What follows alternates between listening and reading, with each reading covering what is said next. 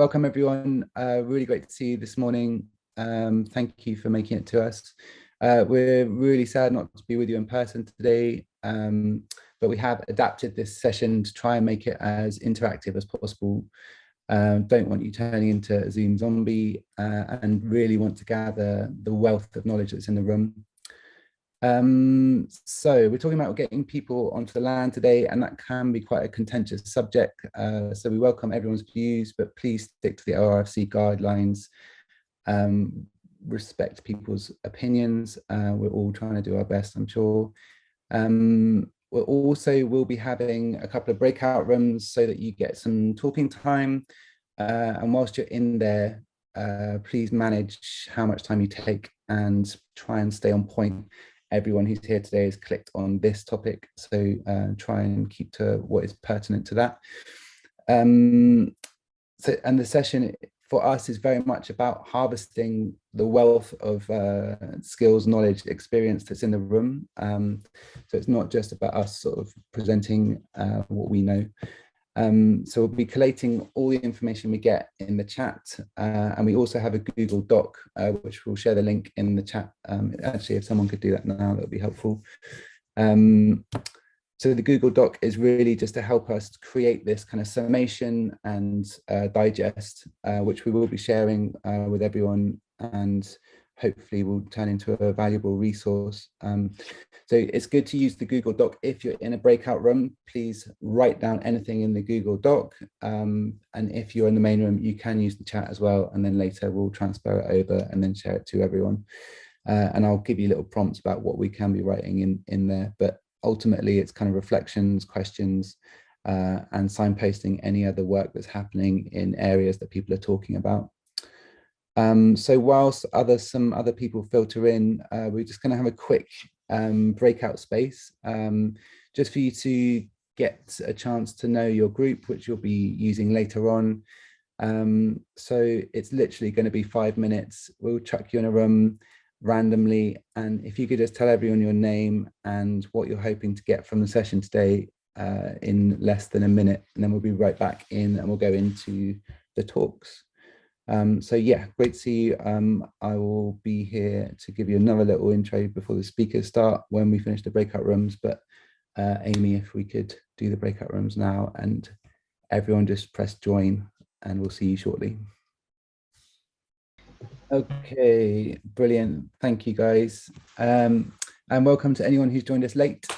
So I'm just going to give a little preamble before we start our talks. And getting people back on land is a kind of perennial topic at the ORFC, and quite often when we're working in the sector, it gets kind of frustrating that we're not making more of an impact in this area. So, you know, in regards to that question, we were asking ourselves before this session, you know, how can we get more leverage and be more effective as practitioners working towards this? So in response to that, we assembled what I think is an excellent panel of speakers today, all working in this area and have great experience. And when we were thinking about how we sort of bring the session to the conference and what we do, it was kind of difficult because we were thinking, well, we don't want to cover old ground, and we also didn't want to do a session that was kind of like, well, you know, what are the barriers to getting access to land? Because we know what the barriers are, and we have done for a long time, the usual suspects: planning, finance, etc., etc.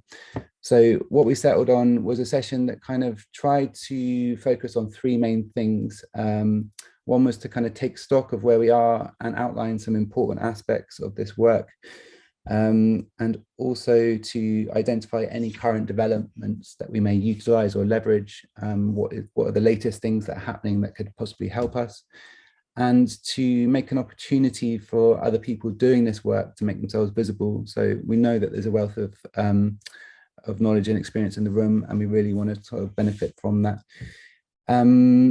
So just before we start, I want to say we're not representative of all that's going on in this area, nor all the brilliant other people that are working in it. And we're not going to be covering anything comprehensively today, but we are all people who give their working life to this work. feel like it's important to share what we do know and find out what we don't. So there will be time for questions at the end, and we've woven in some time for you to gather your thoughts and share them too. So do write questions in the chat box as we go, and we'll try and pick them up. And any reflections that you have, or if someone's saying something that you're like, oh yeah, that's the other thing that relates to, then please whack down links to that in the Google Doc, and we'll try and make something very useful. So without further ado, unless I've missed anything, team, do let me know. I think we're going to start the presentations with James, who's going to start us off on planning. James, do you want to share your screen? Yeah. Right, so can everybody see that? Yeah. Into slideshow mode. Morning, everybody. My name is James Shorten. I am a planner, so this is the planning bit. My day job is a company called Terra Permageo, and Al and I, and in fact others in the room today, also work on a social enterprise called the Regenerative Settlement CIC, and there's a small presentation on that later in this one from me. So what I want to do in this presentation is round up where we are in planning terms, because I think it's important that things are changing and that this might be a good moment for us to move forward. The climate and ecological emergencies, which of course are both consumption emergencies at their heart, are providing a new impetus in planning and in other fields. They're just providing this much greater focus to everyone's work, and it's useful to be carried through on that. I argue that sustainable development is really a failed notion, a failed concept. There's not enough left to sustain. I'm not going to really go into much detail on the regenerative model instead, but I feel that the regenerative model is very much where we should be focusing our attention now, because that's about rebuilding systems, regenerating systems, rather than assuming we have enough just simply to sustain. So the message from that is we need to move on from sustainable development. It's not enough. This is the National Planning and Policy Framework. Paragraph 152 makes a very useful statement, which in my Zoom, you guys are currently sitting over the top of some of it, so I just need to move you. It asks planners to shape places in ways that contribute to radical reductions in greenhouse gas emissions. That's a big statement for national policy, radical reductions in greenhouse emissions. Unfortunately, as the Climate Change Committee's chair, Lord Devon John Gummer, said, at the moment, the detail to fulfill that is not there in national policy. There's a gap. And indeed, the government's committed to revise national policy after COP, mainly to fill in the climate change gaps. And this is just a planning magazine from before Christmas. Basically, the whole of the planning world is saying we need an urgent update to national planning policy to deal with climate change, which is currently not sufficient in national policy. Now, that is an opportunity for the land-based stuff, the small farming stuff, for getting people back on the land to be placed back in a more central position around climate change. This is basically what I'm saying to planners. By the way, I'm on the Devon Climate Task Force, and we've written the Devon Carbon Plan, and quite a lot of the content I'm sharing with you today comes from that. Facing my planning colleagues, we just have to recognise that what we've done over decades has not been enough and has formed part of the story of the problem. There are lots of examples of this, like the web link there is for work on transport in new housing development, which is the most car dependent development we build, but it's not supposed to be. Policies for energy efficient buildings, reducing the need to travel, changing modal shift in transport, encouraging more renewable energy, dealing with the flooding side of the climate issue. There's just not enough to deal with the massive challenge of dealing with climate change. Adjusting old policies is not enough. We need new patterns, new systems, and we need system change. And the planning system is uniquely placed to think about that, because it takes a strategic overview for a whole territory, then tries to coordinate what goes on within that territory and the role of new developments specifically within that. Now, that's a really amazing opportunity. And within that mosaic, an opportunity to get local food systems and the importance of land use more generally re-established. But the issue is the planning system doesn't reach that far yet. But we have, unusually in the planning system, which usually moves slowly, a kind of urgency around climate, which is an opportunity. The LinkedIn link there, if you just search for my name on LinkedIn, I think there's not many James Shortens. I published an article for COP, which deals with this in more detail. So I'm going to rattle through some concepts very quickly. But if you want to go and read what it's about, the LinkedIn article is where you can find it. This is my kind of menu for the radical change we need in the planning system. And the 5 things I want to talk about very quickly are relocalisation, transformative development, differentiating development, enabling or catalytic development, and a renewed role for spatial strategy. So relocalisation is an obvious thing, and it's in the Devon Carbon Plan, and I'm very pleased with that. It's basically, why don't we start doing stuff more locally? We need to go smaller again. We need to go to meeting more needs locally. It just has multiple benefits for carbon. It can also have multiple benefits for biodiversity and so on. And food is obviously one of the key local systems to relocalise. And I don't really need to talk much more about that. It's kind of core material for the conference. The idea of transformative development, that the planning system only puts 1% of the total stock of new development on the ground every year. So the idea that what it puts on the ground is a sort of greened up version of what we already do, just a bit adjusted, is ridiculous. If you think of the nature of the challenge we need to respond to and how big it is, the planning system should be putting that 1% on the ground, which is stuff that radically changes from what was going on before, and also has an opportunity to impact upon everything. So we need really different developments, kind of the maximized low carbon stuff as that 1%, not just an adjusted green version of what we've done in the past. So we could be here thinking about webs of new small farms, and of course land-based communities, because we know that land-based communities, you have amazing opportunities to really reduce people's footprint at the same time as relocalizing and so on. Differentiating development is a related term, which is also that there are people who want to jump into 2050 now. The planning system could put that development on the ground for them and achieve really big change quickly. Again, new small and innovative farms and land-based communities are examples of that. And enabling and catalytic development is drawing from the One Planet development experience in Wales, where you can attach a whole pattern of land use to a planning consent and get more out of that planning consent than you otherwise would. So reforestation, rewilding, creation of new small farms, local food cultures. So you can give a planning permission and attach a wider management plan commitment to that and get more than just the built development. And so here we could be catalysing through new planning consents, regenerative agricultural practices, nature recovery, things like local food hubs. It's just planning reaching further, but it can do it. And the OPD experience in Wales tells us that. Spatial strategy as well is obvious, as well as things like settlement hierarchy. We could be thinking about what's a local food geography or strategy, and then the planning system deciding what its role in making that thing happen was.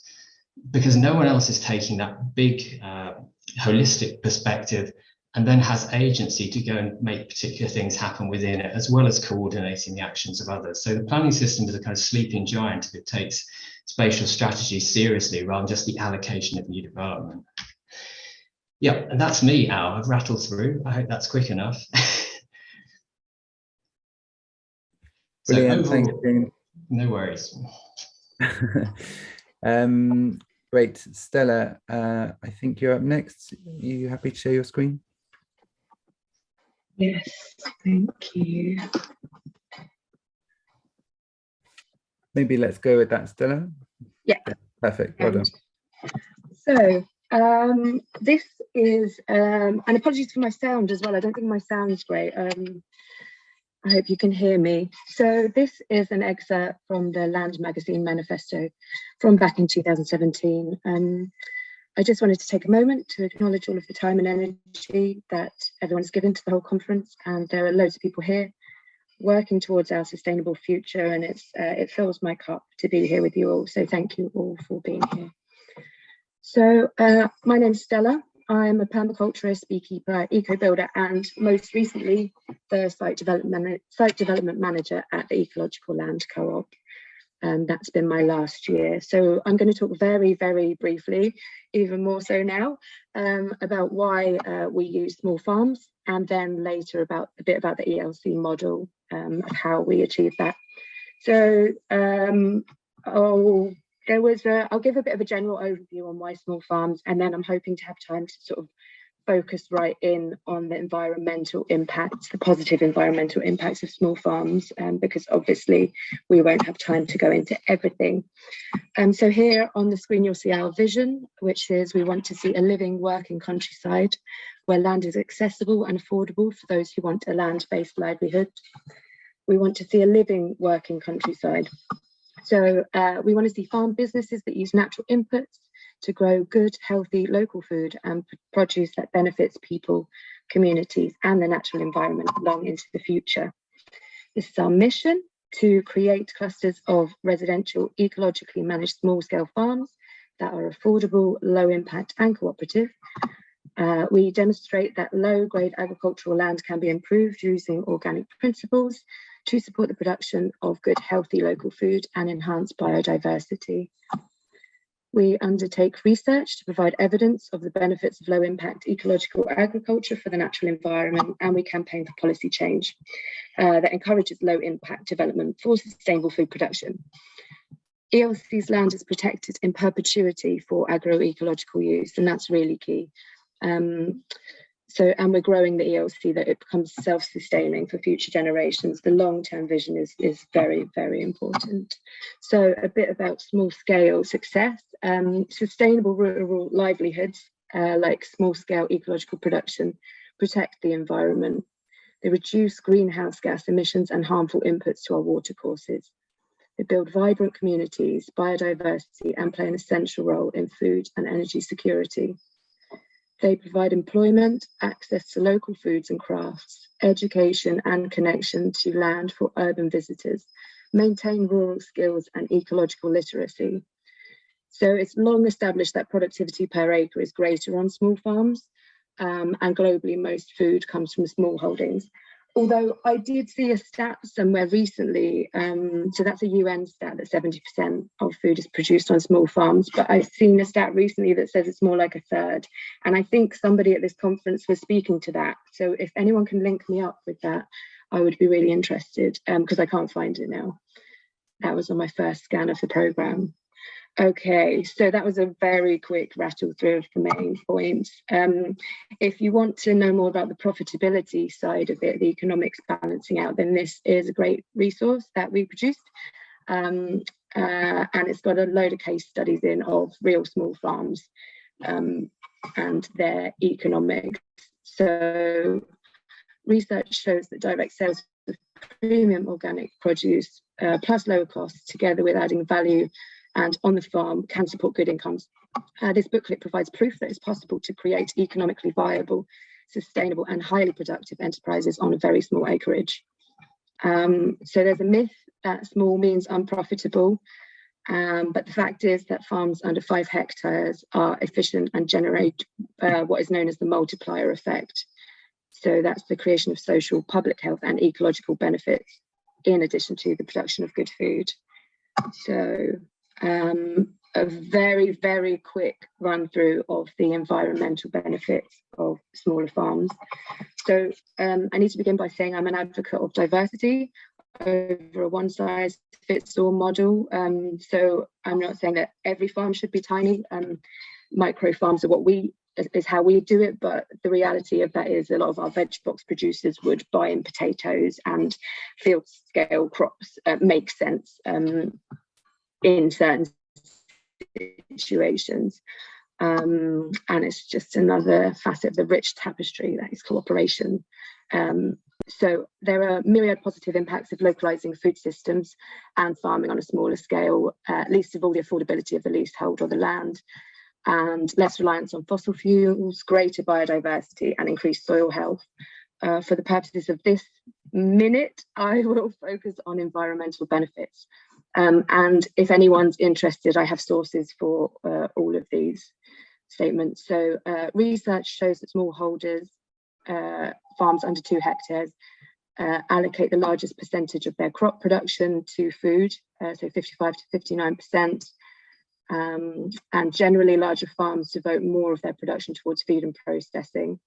So farms between 200 and 500 hectares have the largest allocation of their production to feed, compared to farms of less than 2 hectares. And I won't bother you with the percentages. So the ELC mission to build and support low impact residential agroecological smallholdings within a cooperative governance model. There's now substantial evidence for the low emissions nature of such a model, including both for smallholdings generally, but in particular those managed according to agroecological principles and governed in a cooperative manner. At the field scale, this had to do with the capacity of the agroecological management practices to sequester large amounts of soil carbon while also maximising biodiversity. Anyone that is needing this research, I will, if you put your email in the Q&A, I'll send the rest of it to you because I've actually run out of time now, but I'll speak more about the ELC a bit later. I'm not sure who I'm handing over to now. Brilliant, thanks Stella, that's great. So Kate, I think you're up and we're talking about peri-urban, is that right? Yes, well, sorry, was my computer beeping at just the wrong moment. Yes, hello everybody. Let me share my screen. Yeah. Cool. Can you all see that okay? So yeah, my name is Kate. I'm one of the co-directors of Shared Assets. We are a community interest company that is all about reimagining what we can do with land. And we do a number of different practical projects that are all really at their heart about land as a social justice issue. We support in various different ways people who are trying to do what we call common good land use, but I think you could easily call this agroecology by a sort of another name. We do consultancy work with landowners and local authorities. We do practical support work with community organisations and groups of people who are taking on and managing land in different ways.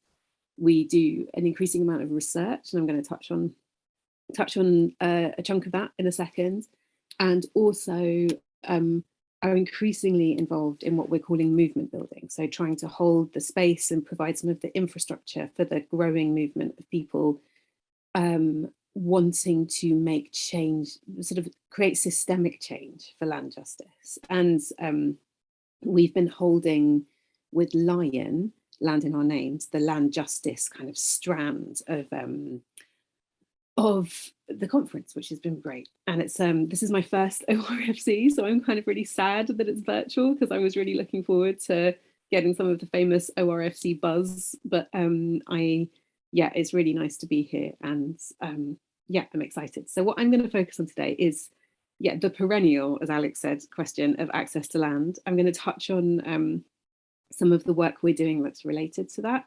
But as Stella was saying, this is only going to be a fairly surface level tour of a whole bunch of much more deep topics. So I'm kind of looking forward to seeing what comes out in the conversations as well.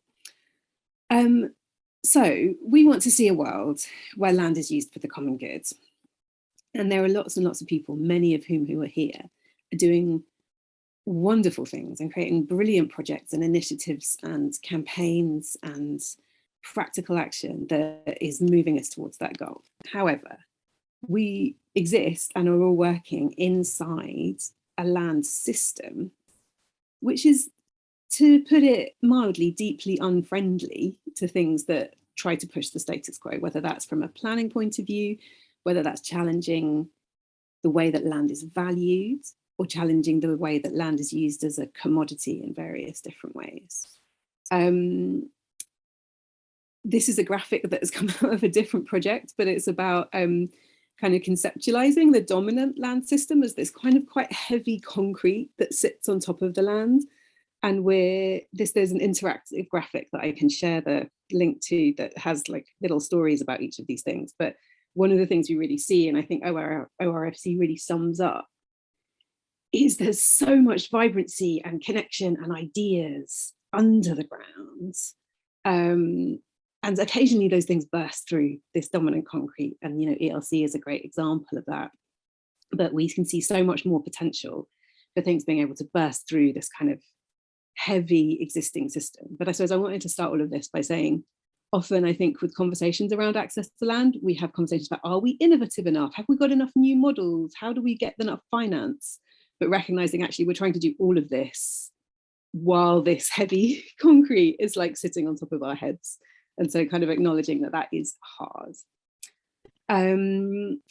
So a number of practical things that we've been doing. I wanted just to share this. This is, again, something you're not probably going to be able to absorb, but I can share these slides.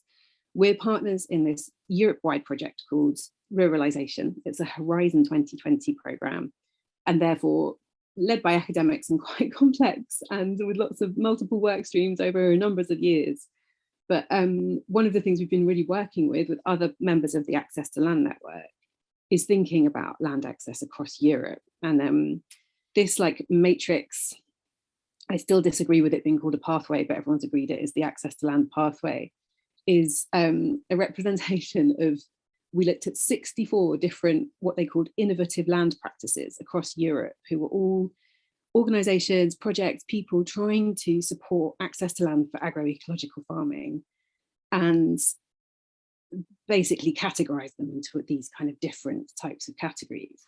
But one of the things that was really recognised through that, one of the key conclusions, I guess, was that access to land is a really systemic issue. It's not one thing, that there's people need to be acting to create access to land in different ways at different parts of the system, and all of those things can work together. There's no one answer.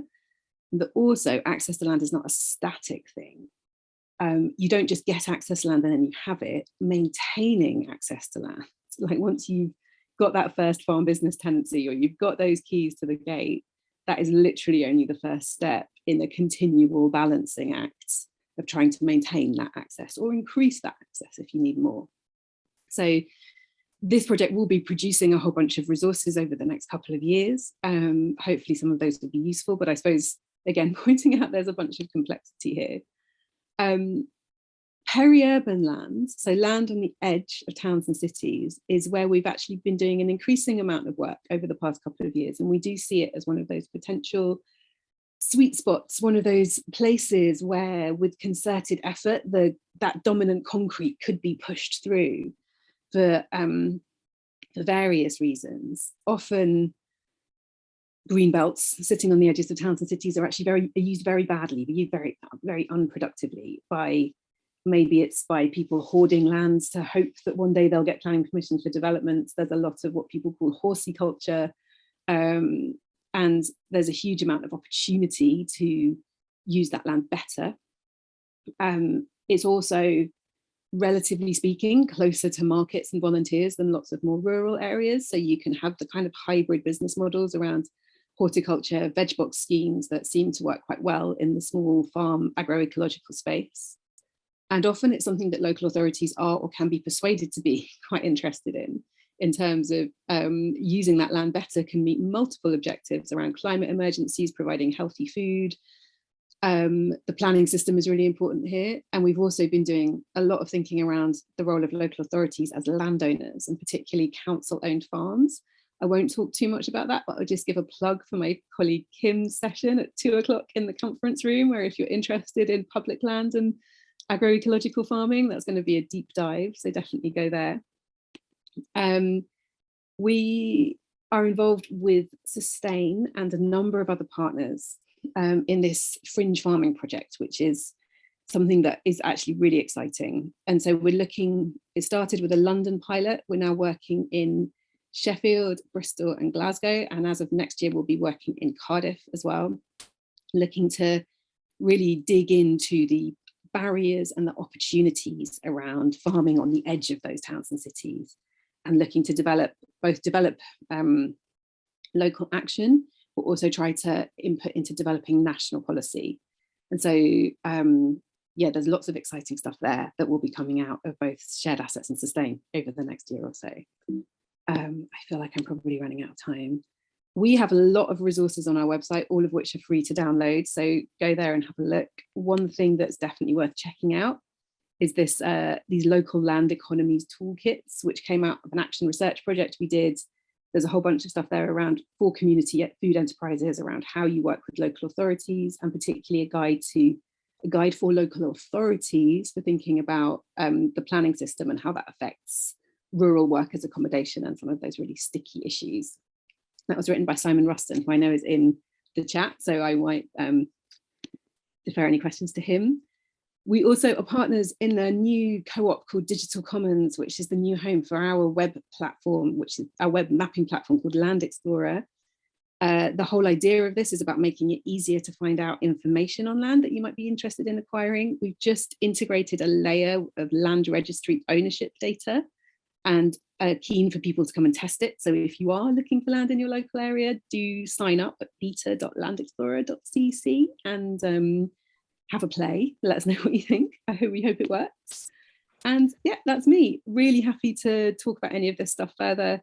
If you're interested in the Land Explorer and the digital stuff, then my email address is kate@digitalcommons.coop, but for all other stuff, it's shared assets. Thank you very much. Brilliant. Thank you, Kate. There's some great questions coming in the chat box. So speakers, I'd welcome you to sort of start cherry picking anyone that you want to address, and we'll try and get through them all at the end. I'm going to hand over to Tim now.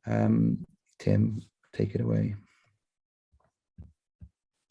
As Al was saying, this is a kind of a very quick rush through of various aspects of what is, what's been described as a kind of systemic problem. So if we want to get people back onto the land, then we have to think about planning, we have to think about, well, a whole range of things. But one of the biggest questions is, how do we actually get the finance to either purchase the land or to develop the business on the land? So I'm just going to give a very quick run through of something about alternative finance, but in particular related to community ownership, because obviously finance is an enormous area. I was thinking about the sort of various approaches that one might take to accessing land. And here's a very quick list. You know, it could be donated, could be land purchase, could be working with public landowners, as Kate was saying, it could be working with private landowners in various forms of partnership. But I'm just going to concentrate on land purchase by individual community enterprises and land purchase through secondary organisations. So some of you know of the Soil Association Land Trust. So this is an example where a structure has been set up to receive farms, and so the Land Trust now has 7 farms with a further 12 that are pledged. And obviously there's an encouragement for people who own farms who maybe don't have natural successors to take on those farms to think about donating their land to organisations like the Soil Association Land Trust. Or you might have individuals who might decide to buy land themselves, and this is Five Penny Farm, which is Jyoti Fernandez's farm. They purchased it with a loan from Triodos Bank. I mean, whether that's so possible nowadays with the increase in price of land, that's a bit of a question, but it's just an example. The other thing I wanted to just point out before talking more about the kind of the mechanisms is that the purchase of land is just one element of the kind of expenses that people are going to face if they're going to be looking to get access to land. This is just some examples of those kind of expenses. So I want to talk in particular about community shares. So there's a community shares unit which has got a lot of information. There's also Community Shares Scotland, and you can see that over the last about 10 or 12 years, 155 million raised, one of the examples being Ford Hall Community Farm. My own organisation, Wessex Community Assets, Wessex Investment Trust, we did the initial sort of research which kind of opened up this financial mechanism. We had support from Esme Fairburn and Friends Provident to do that work, and that led into some initial action research projects supporting the Real Food Store and the community farm to raise some money. Ford Hall is an interesting example. Their first share offering, they had about 8,000 people buy shares in the farm, and that gave them, I think, 600,000, and then they borrowed 200,000 from Triodos to buy Ford Hall Organic Farm. So they're clearly one of the pioneers of this area. The most recent one, I think, or one of the most recent ones is Kindling Farm. There was a session yesterday lunchtime about their share offer, which is worth looking at if you haven't seen that. So they had an initial target of 650,000, but in the end they actually raised 1,145,000. Unfortunately, the farm that they were trying to buy with these funds fell through, so they're now sitting on this amount of money looking round for a farm, but that's a nice position to be in. So just something very quickly about community shares. So you use either a community benefit society or less commonly a cooperative society for this kind of work. And these shares have a particular quality. They're one member, one vote. They're non-transferable, so they would have to be sold back to the community benefit society. And under the, I think it's the Financial Services and Markets Act 2000, these shares are exempt from regulation. So it means that you can do a very low cost share offer. And when you do that share offer, the FCA, which regulates them, they want you to say that you're offering a social and environmental return, and not a social and environmental return, not a financial return, and that you should only offer an interest payment sufficient to attract investment. And so that's the sort of the main features of community shares. When you do a community share offer, there are lots of advisors out there who are paid through community shares and other routes to give support to projects. There are kind of certain key elements, the offer document, the business plan, the governing document, and a sort of community engagement plan that you need to have in place. And it's very important to get the community shares standard mark. Again, you can be paid, or an advisor can be paid to work with you to get that. And that could allow you then to get match funding through things like the booster program to do that.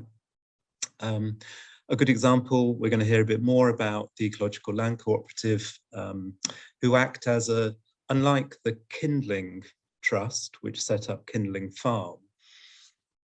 So Kindling Farm being a sort of a single farm focus, the Ecological Land Cooperative is like a secondary organisation that is bringing funds into a fund and is then able to purchase land to create small holdings. And this was their last share offer, where they raised nearly £1 million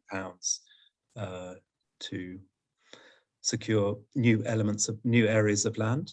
And I think we'll hear a bit later from Stella, actually then, even if you've got this money, a bit like the Kindling Trust, the challenge of finding land is still very difficult. So that's something that we need to look at. So I'm going to stop there, and I'm going to say a little bit more later. Thanks. Brilliant, thanks, Tim.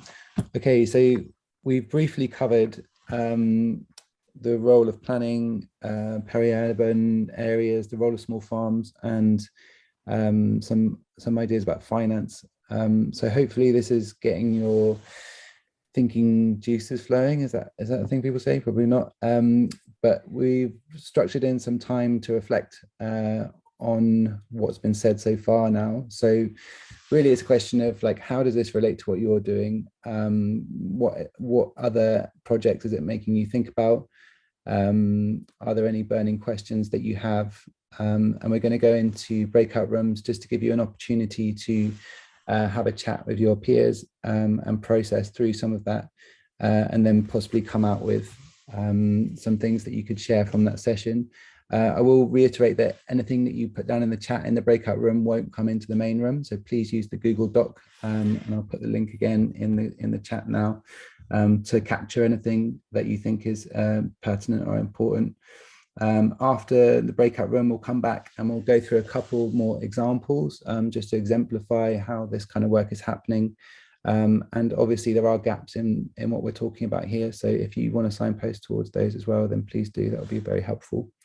All right, Amy, if you could offer up some breakout rooms for us, if everyone would like to join your breakout room, or if you're really not feeling it, then maybe take the time just to kind of populate some stuff on the Google Doc if you process better that way. Great, we'll see you in about 10 minutes. Yeah, like I said before, we're just going to have a look at a few examples of how this actually works in practice. And we've got James and Stella and Tim to show us a few examples. So James, if you'd like to take it away. Very quickly, I want to talk about the OPD experience in Wales and Reset, which is, well, we shorthand it is it's OPD Mark II brought up to date, hopefully for application in England and elsewhere. One plant development, I won't go into it in great detail. I led the writing of the guidance for the Welsh Assembly Government, the practice guidance for the policy, with Bill, who's also on the call, and a few others. It's relatively well known now. Bill's already put the One Planet Council's address in the chat, so you can go and read about it there. Policy originated in 2010. Basically, it's a policy that allows you to live on your land if you can show that you can meet most of your needs from it, including food. We now have over 50 OPDs in Wales, and I just wanted to show you 3, just to give you an example of what sort of spread they are. That's my friend Claire Adamson sitting in one of her 2 enormous polytunnels. That's their farm. Don't know if you can see my cursor, but all of that's their farm. So OPD isn't just small things. They are a fully scaled agricultural production with polytunnels, orchards and soft fruit.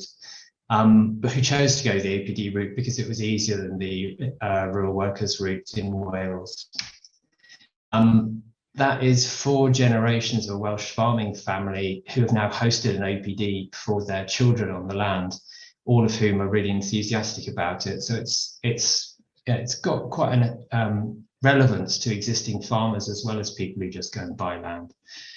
And this is an appeal we won against Pembrokeshire Coast National Park Authority for a OPD that's yet been done. It's 2 acres for a couple who are approaching retirement age, a mixture of orchards, fruit and various other things. So OPD is quite diverse. I'd say it's been a success. Reset, regenerative settlement, is trying to take it forward in the regenerative model, basically turning on its head this idea that when you put people on land, it's a problem. The concept of reset is if you put people on land in the right way, doing the right things, they can be an answer. They can regenerate the land as well as meeting our own needs. By planning for regenerative land use systems as a whole, not just the house bit, which is what OPD has already shown us we can do. And it's also a form of future proving to say, well, this is what we might need to do in 2050. So if some of us want to do it now, why not?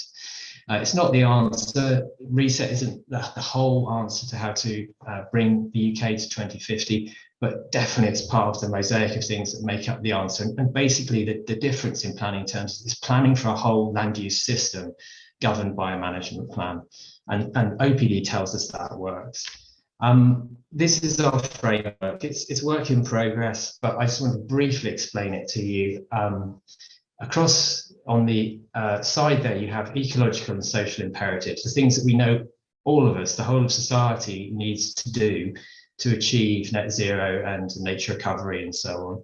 And I won't read them out. And then across the other axis, across the top, is the things we need in human settlement design.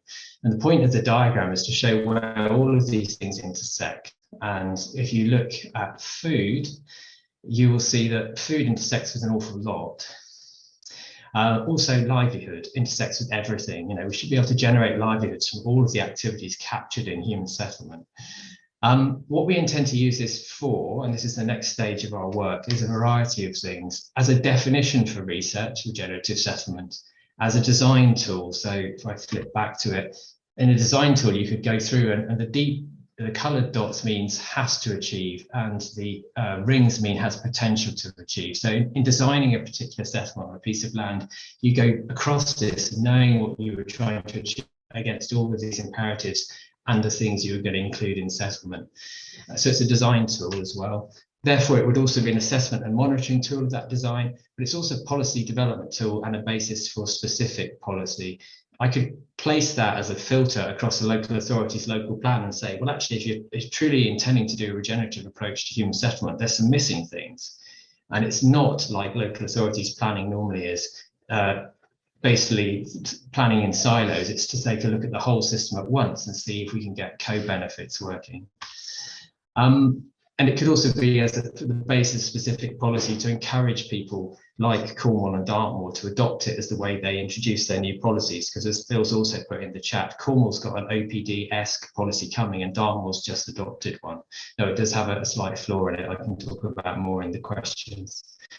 Also, when we're going to use this in the CIC, this is a container for information. We intend when we develop the website further, and we do have the website out now, regenerativesettlement.com. You could click on these, and in there you could find examples of what to do, policy requirements that we're going to develop as the social enterprise, as the kind of gold standard for regenerative settlement or research. It could also be contained for patterns, and the idea there is that we already know a lot of the things that will fulfill the various requirements within this diagram. Yeah, so no dig horticulture, passive solar buildings, things like that. So we could also populate this with things we already know, because this is not reinventing the wheel, as we all know. This is just about trying to push it forward and get it better understood, particularly in the field of planning, which doesn't understand at the moment how important land-based human settlement is to the overall package of what we need to do to achieve net zero and so on. Okay. Right, Al, that is me rattling. That's okay. Thank you very much. Okay, moving swiftly on. Stella, would you like to share some bits about ELC? So here we are. I'm going to talk really briefly, as with all of these things. We don't have much time, so I'm going to talk very briefly about the ELC model. So our model, as Tim rightly pointed out, it's not just the land that's going to cost, it's the startup that is often prohibitive for new entrants particularly. So we take on board all of that, so the buying of the land, but then also the infrastructure. So we will build a shared barn. Normally our sites are around 20 acres, which we parcel up to provide more small holdings per site. So it's been 3 up until now. So we build a shared timber frame barn. We put in a highway authority compliant access track, renewable electricity generation and rainwater harvesting. 1 year of business mentoring from a sector expert and volunteer days organised by the co-op, ongoing support and advice regarding the business plan, grant applications and planning conditions permission, which is obviously a very sticky one as well, and opportunities for mutual support and collaboration through our cluster model, brand association, trust and credibility. So we raise capital through ethical investment, community shares and other fundraising. We then acquire the land through purchases, donations, any means necessary. We design a cluster of residential small holdings, obtain the planning permission. Initially, that will be a temporary planning permission whilst the business is built, and then later a permanent permission for residential, for our smallholders to live and work on the land. We only pass on the costs, so no uplift that we gain from achieving the planning permission will be passed on to the smallholders. So that's really key as well. We seek relevant grant funding to help keep the costs down as well. And then we recruit smallholders.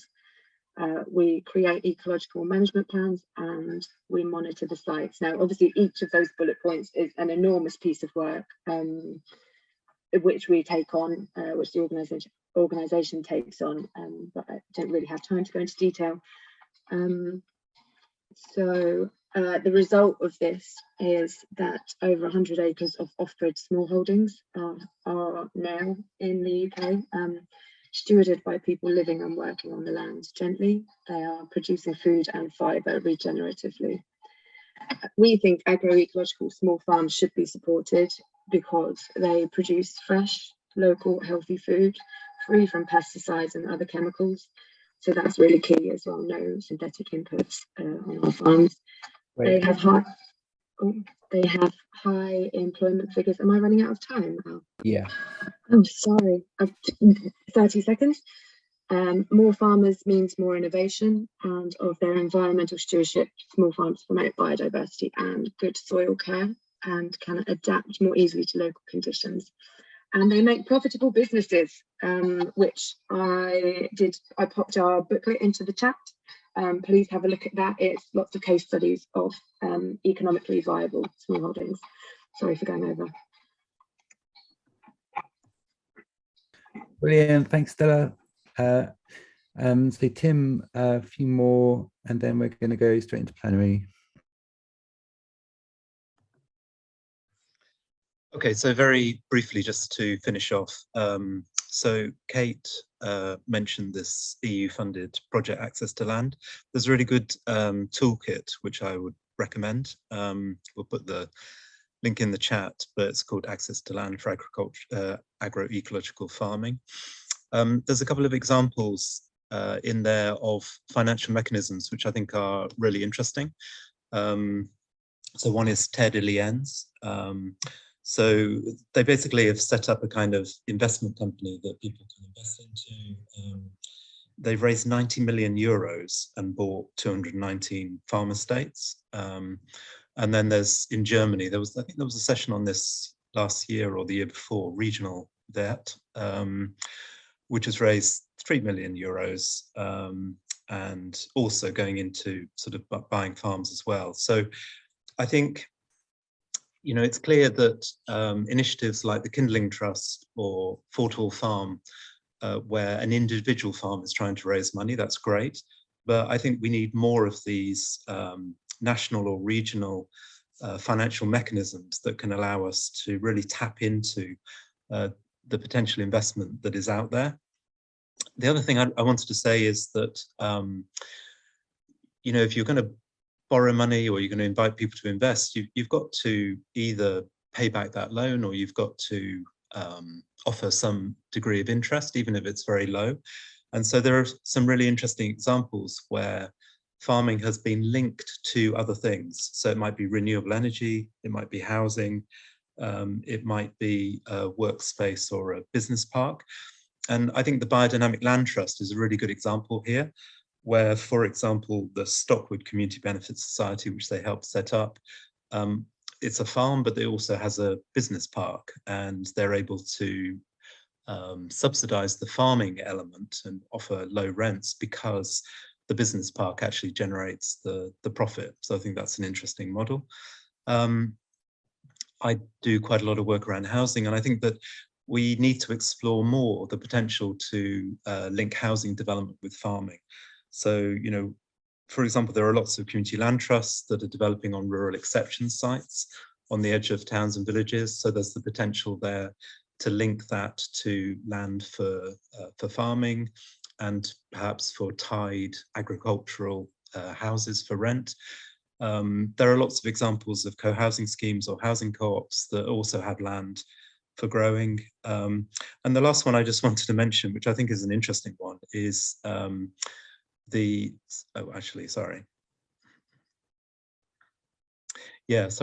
government set aside some funding for garden cities and garden towns, and I think that that's that model, if you go back to the original garden city model, is a really interesting one of integrating housing with farming. And then finally, just to say, that there is an affordable homes programme which could allow us to explore this potential tie-up between the community food and farming sector and the community housing sector. And I think that's an area that needs more exploration, because if we can bring in funding through, for example, this £7.39 billion affordable homes programme, but the housing is then tied to land for food and for farming, that could be a sort of a win-win. So I'll just finish there, but that's just some examples I wanted to share. Brilliant, thank you, Tim. Okay, so we have got time for some questions now, and there's two ways we can do this. So if you do have a question in the audience and you'd like to put your hand up and ask it, then please put your hand up now. Speakers, does anyone want to step in and pick up on anything that's gone so far in the chat? Yeah, please, I could address the small farm productivity question. There's been a couple of questions about that. So I posted the link to our small farm profits booklet, so please visit that for the case studies. And just to reiterate that small farm models works for the ELC for a number of reasons, but I'm not saying that that's an everyone approach that it would work for all farms. So for us, the price of the land, if it's a smaller farm with less infrastructure, less machinery, it means that there's going to be more hedgerows. It means that the lease is going to be more affordable for new entrants. So more hedgerows. There's going to be more hedgerows on a small farm because without the need for heavy machinery for cropping, you can leave in hedgerows and watercourses. And so for us, the model that we're growing evidence for is the small farm model, and proving that that's economically viable. I also would signpost anyone to Chris Major's blog and book, the Small Farm Profits, sorry, Small Farm Futures. And so the ELC, we're really focused on sort of dispelling that myth of hobby farms, whilst we support peasant farming and subsistence farming, that wouldn't be within our model. We're very much involved in proving the economics of small farms, that they can be profitable. Okay, I hope that answered the question. Great, James. Yeah, we have a few questions about planning. First, not stepping into things like OPD and reset. We, with others, and some of the people on the call, like Simon Rushton, are getting real success now in straightforward agricultural workers dwelling consent for small-scale horticulture, with sometimes just a small amount of livestock and often chickens. So there's a theme of decisions and appeals now supporting horticulture, whereas we know the conventional wisdom is that you need lots of animals to show an essential need. Including a recent appeal that was won on Dartmoor. So that's the first thing to comment on. In terms of the spread of OPD, Cornwall has a policy which is really good, which is going to examination this year, so I expect to be adopted this year. Dartmoor has one which is a kind of slightly bad French copy of Welsh policy. It has a requirement in it that OPDs are well related to settlements, which I tried to argue should not be in the policy because OPDs are essentially principally self-sustaining. So the need for them to be close to a settlement is not the same as other development, but it persisted, I'm afraid. So that's in there. The interesting thing, both when the Devon Carbon Plan and also the research that Cornwall did to underpin their climate change DPD, was that the desire for OPD style policies, land-based settlement policies, was really strongly evidenced from the population. It wasn't people like me who are enthusiasts for this sort of policy, sort of putting their oar in. It actually was a groundswell issue. And so the Devon Carbon Plan has a commitment to look at and possibly adopt OPD for the whole of Devon. And my suspicion is that if that question were asked across England, you would get a similar response, because I think this is a latent demand. That is why Reset, we're trying to provide a framework so that it doesn't have to be sort of pioneer work in every authority, and also reflecting that the Welsh model is essentially a low impact model, and the regenerative framing is probably more relevant now. So really it's a question back to the room, which is, I think, try and make your local authorities aware of this, particularly the innovation going on in Cornwall. They're probably the most progressive authority in terms of climate change in the country, and their what materials are really good.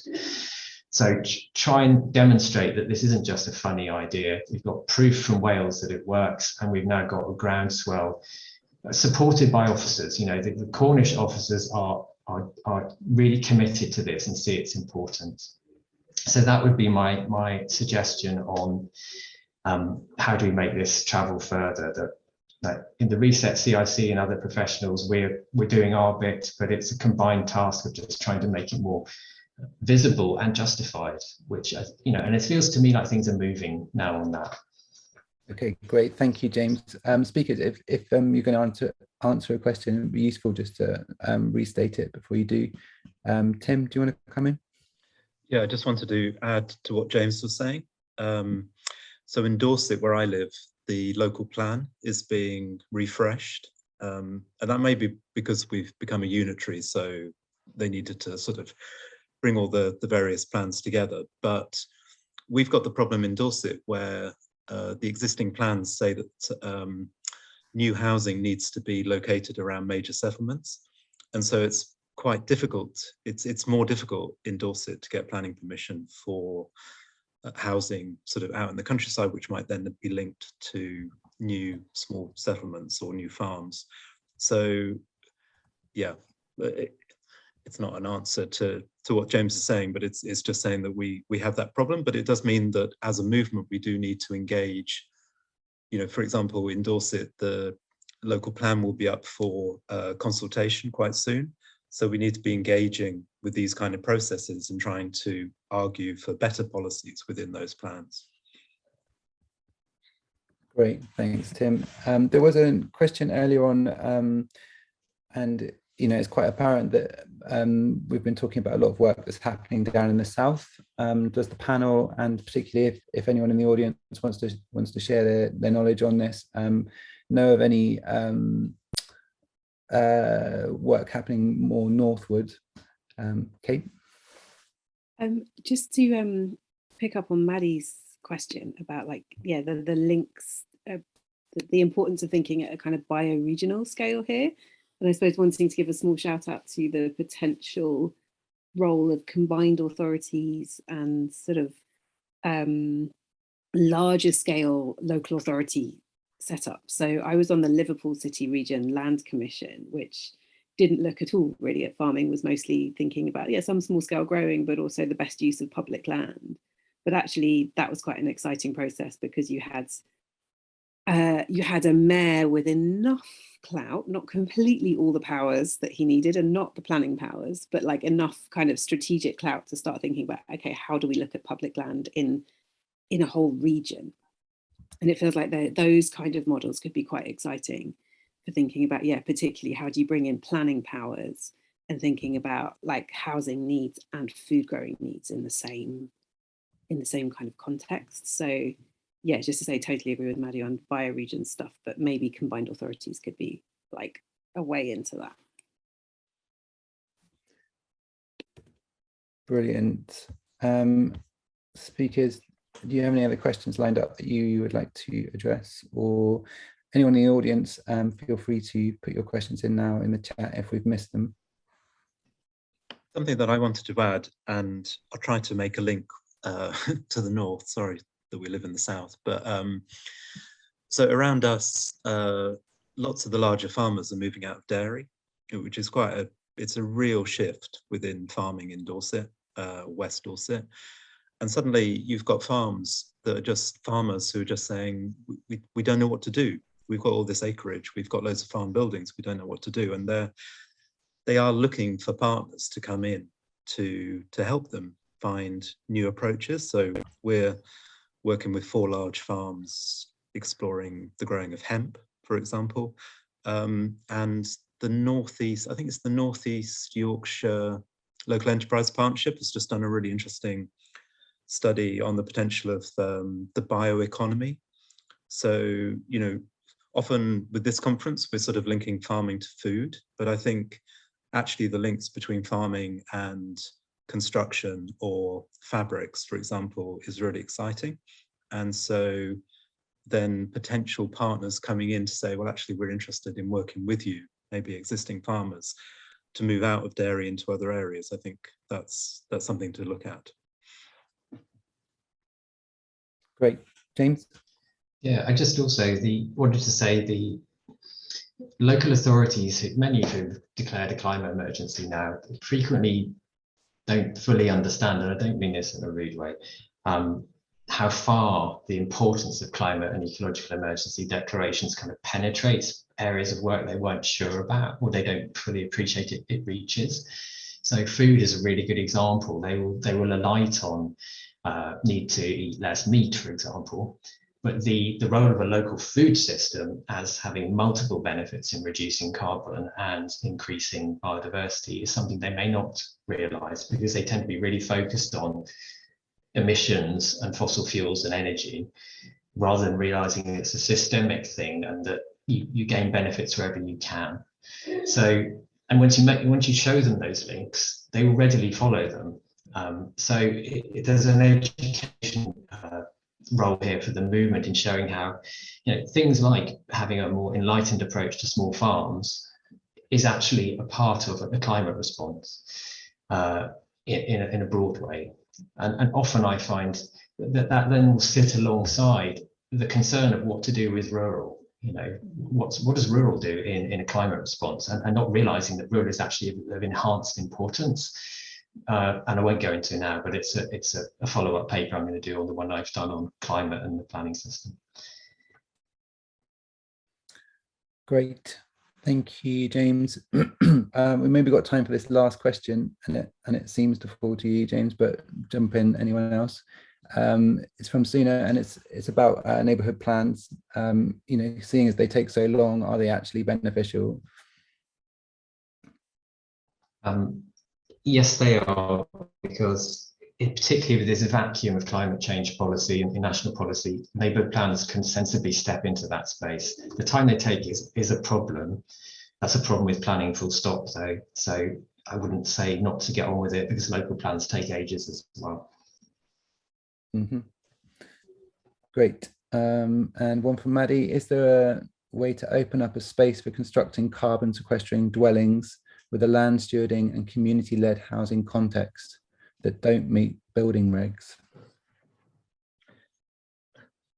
Quick answer to that.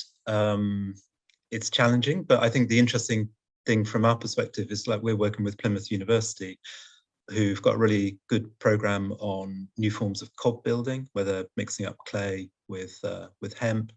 We've got a separate funded project that's looking at linking hemp with sort of prefabricated approaches to housing construction, linking that to community-led housing. So I think there's as I say, for me, this whole area is about what are the partnerships across systems that we can be looking at. So how do, you know, people in the farming world link to planners, link to people within the community-led housing world, for example. And I think in terms of a follow-up to this session, I think those are the kind of conversations we need to be continuing. I think there's already clearly sort of work being done to link together various organizations, you know, to try and make those links, but I think there's more work to be done. There was a comment in my sort of breakout group that every year we talk about planning, for example, and then people go away and possibly forget about it, and then we come back again and moan about planning. So how do we link these different areas up and do something in between the conference so that we can come back next year and say we've made some progress? Brilliant. Okay, I think that leaves us just about time to wrap up. So thank you to everyone for showing up, making some space in your lives to come and engage with these topics. super. I mean, there's a reason it's a perennial conversation because it's really important. And thanks to our panel for preparing your words. And we totally intend to be weaving this together into some sort of summary or digest, which we will be sharing through the Hoover. And you can also continue conversations around this on the Hoover platform.